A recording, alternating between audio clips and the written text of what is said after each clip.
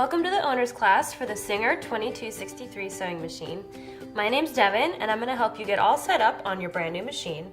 We're going to start by talking about all the stuff that comes in the box and how it looks when you first pull it out. So first of all, you have your machine, obviously.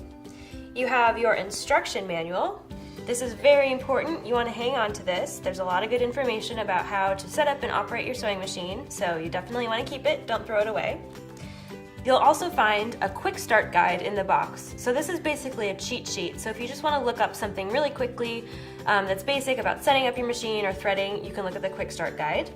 You have your foot pedal and power cord. And if you take off the removable storage compartment, which is right here, you'll find your other accessories. So you have a couple of spare bobbins and needles, some feet, and a few other things that we'll talk about in a little bit. We're going to go over how to properly thread and set up your machine, how to wind a bobbin, and how to get started sewing. But first, we're going to start with a tour of the machine parts. We're going to start with something really super simple, and that is the power switch. So you'll find the power switch on the right side of your machine. It's right above the cord where the cord plugs in. So when the light comes on, you know your machine is on. The cord has actually two cords. One goes to the wall, to the power source. The other one goes to the foot pedal, to the floor. That's how you're going to operate your sewing machine. And it's just like a car. The harder you push it, the faster it'll sew. Above the power switch is the hand wheel. So that's this wheel right here, and we're going to go ahead and turn it. This is the manual version of pushing the pedal. And whenever you turn the hand wheel, you always want to turn it towards you. So try to remember that. It'll just make your sewing go a lot better and prevent the needle coming unthreaded and jams and things like that. So when we turn the hand wheel, you'll notice that there are some parts moving.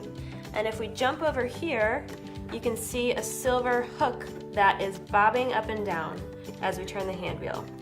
That hook is called the take-up lever, and that will be important once we get to threading. So just remember that when we get to threading, that's what that's called, the take-up lever. Moving to the top of the machine, we have a carrying handle. So in case you need to move your machine, you can use this. There's this dial right here. This is called the tension dial, and it's labeled, it says tension.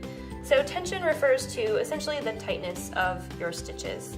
And it is set right now on 4, which is the neutral setting, and that's pretty much where you want to leave the tension set, unless you're doing something really specific or doing a fine-tuning adjustment.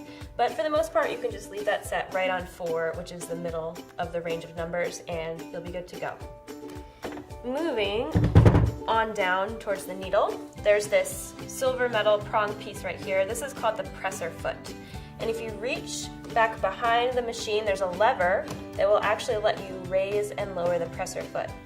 So the presser foot's job is to press down on the fabric against the feed teeth, which are these little pieces under the presser foot, which move the fabric through the machine.